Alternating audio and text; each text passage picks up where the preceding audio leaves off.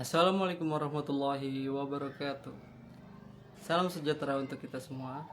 Perkenalkan, nama saya Bashir Ahmad Thorik dari Fakultas Ilmu Hukum Universitas Jambi. Baiklah, dalam kesempatan ini saya akan mempresentasikan makalah yang telah saya susun dengan judul Nikah Beda Agama dalam Hukum Islam dan Undang-Undang di Indonesia. Tujuan dari penyusunan makalah ini adalah untuk mengkaji dan memahami bagaimana hukum Islam dan sistem hukum nasional di Indonesia, mengatur, memandang, dan merespon persoalan pernikahan beda agama yang hingga kini masih menjadi polemik di tengah masyarakat.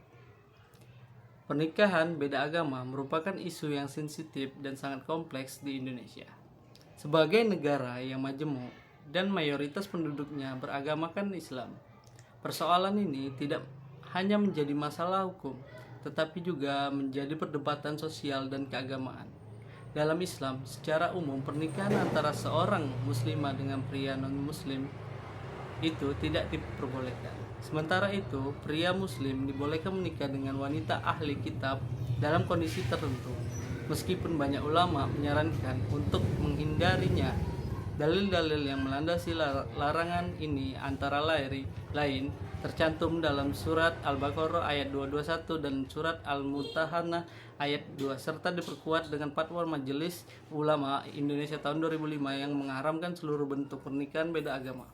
Di sisi lain, sistem hukum nasional Indonesia melalui Undang-Undang Nomor 1 Tahun 1974 tentang perkawinan menyatakan dalam pasal 2 ayat 1 bahwa perkawinan dianggap sah jika dilaksanakan menurut hukum masing-masing agama dan kepercayaannya.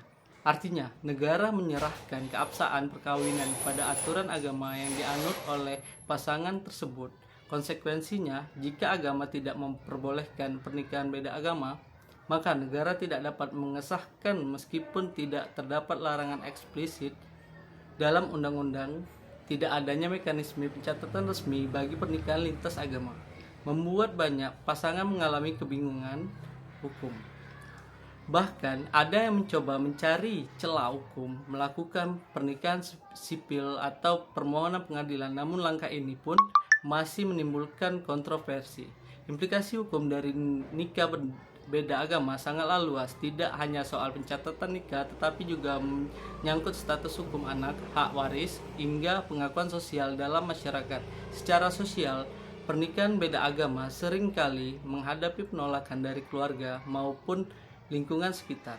Hal ini menciptakan tekanan psikologis dan konflik dalam rumah tangga, terutama terkait pola pengasuhan anak dan perbedaan nilai-nilai keagamaan dalam kehidupan sehari-hari. Norma agama mayoritas di Indonesia seperti Islam, Kristen, dan Hindu umumnya tidak membenarkan pernikahan lintas iman, sehingga pasangan yang menjalani hubungan seperti ini harus berjuang menghadapi stigma dan diskriminasi sosial.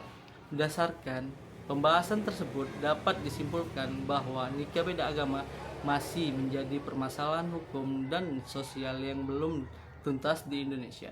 Dalam hukum Islam, pernikahan ini cenderung tidak diperbolehkan, terutama bagi perempuan muslimah. Sedangkan dalam hukum positif Indonesia, meskipun tidak ada larangan tegas, keabsahan perkawinan tetap mengacu pada hukum agama.